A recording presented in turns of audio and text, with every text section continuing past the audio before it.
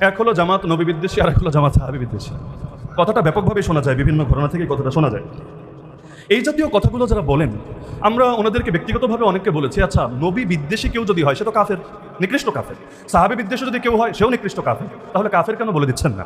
একদিকে বলবেন নবী বিদ্বেষী, সাহাবী বিদ্বেষী, আরেকদিকে বলবেন না তারাও মুসলমান। তাহলে নবী বিদ্বেষী আবার মুসলমান হয় কিভাবে? সাহাবী বিদ্বেষী আবার মুসলমান হয় কিভাবে? বলে না, আসলে এই বিদ্বেষ ওই বিদ্বেষ না, এই বিদ্বেষ অন্য বিদ্বেষ বটে। আচ্ছা অন্য বিদ্বেষ বুঝলাম, তাহলে এখানে কি কি বিদ্বেষ আছে একটু উপস্থাপন করেন তো। তো মুখস্থ কিছু উদ্ধৃতি আছে এটা বলে, তো এখন যেহেতু সবই পড়া আছে, আগেরটা পরেরটা যদি উপস্থাপন করি, আচ্ছা আপনি জাস্ট এটা দেখলেন, এই পুরো আলোচনার প্রেক্ষাপটটা দেখেন, এই বিষয়ে অন্য বইয়ের বক্তব্যটাও সামনে রাখেন, তখন বলে আরে অমুক বাতিল বলেছে, সে কি না বুঝে বলেছে? অমুক খারাপ বলেছে, সে কি না বুঝে খারাপ বলেছে? তার মানে অমুক তমুককে বাতিল বললে সে বাতিল, বিনা দলিলে বাতিল, বিনা যুক্তিতে বাতিল, বিনা প্রমাণে বাতিল। এই হলো বাংলাদেশের কমন মূলনীতি। এইটাই যদি ভাই মূলনীতি হয়, পৃথিবীতে কেউই হক থাকবে না। বলবেন কিভাবে? সহিহ বুখারীর দাম তো সবচাইতে বেশি, তাই না? কোরআনের পরে যেই কিতাবকে সবচাইতে মর্যাদা দেওয়া হয়, আসাহুল কুতুবি বাদা কিতাবিল্লাহ সহিহুল বুখারী। এমনকি মাদ্রাসাগুলোতে যেই হুজুর বুখারী পড়ায় তার দাম সবচাইতে বেশি, তাকে শাইখুল হাদিস বলে, শাইখুল হাদিস। অন্য কিতাব পড়ালে শাইখুল হাদিস হওয়া যায় না। তিরমিজি পড়ান, মুসলিম পড়ান, আবু দাউদ পড়ান, নাসাই পড়ান, ইবনে মাজাহ পড়ান, মুয়াত্তা মালিক পড়ান, মুয়াত্তা মুহাম্মদ পড়ান, যা পড়ান সবগুলো পড়ায়ও শাইখুল হাদিস না, খালি বুখারী পড়লে শাইখুল হাদিস। আচ্ছা ভালো কথা, এই বুখারীর মধ্যে এক জায়গায় না একাধিক জায়গায় ইমাম বুখারী রাহমাতুল্লাহি আলাইহি তিনি ইমাম আবু হানিফার উপর আক্রমণ চালিয়েছেন। এমনকি আবু হানিফা নামটাও নেয় না, বলে কালা বাদুন নাস, কালা বাদুন নাস, এই যে তাচ্ছিল্যটা করেছে। তো বুখারীর এত দাম, বুখারীর এত সম্মান, খতমে বুখারীও হয় মাদ্রাসায়, খতমে তিরমিজি হয় না।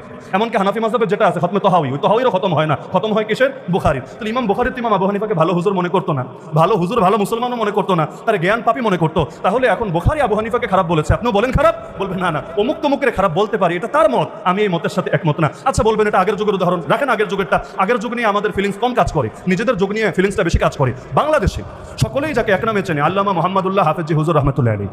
এমনকি বাংলাদেশে কওমি অঙ্গনে ইসলামী রাজনীতির জাগরণ ঘটিয়েছেন যিনি স্বাধীন বাংলাদেশে। এর আগে তো একটা সময় এমন ছিল রাজনীতিরই হারাম মনে করা হতো। রাজনীতি জিনিসটা মানে কোন ধারা রাজনীতি বাদ দেন, হুজুর মানুষ আবার রাজনীতি করবে?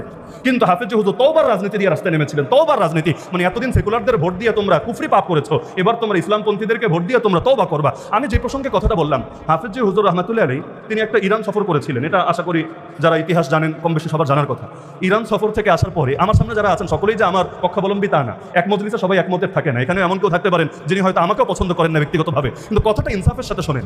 হাফেজি হুজুর ইরান সফর থেকে যখন বাংলাদেশে এসেছেন, ওনাকে শিয়া বলে ট্যাগ দেওয়া হয়েছে এবং মৃত্যু পর্যন্ত ওনাকে এই ট্যাগ শুনতে হয়েছে, শিয়া শিয়া।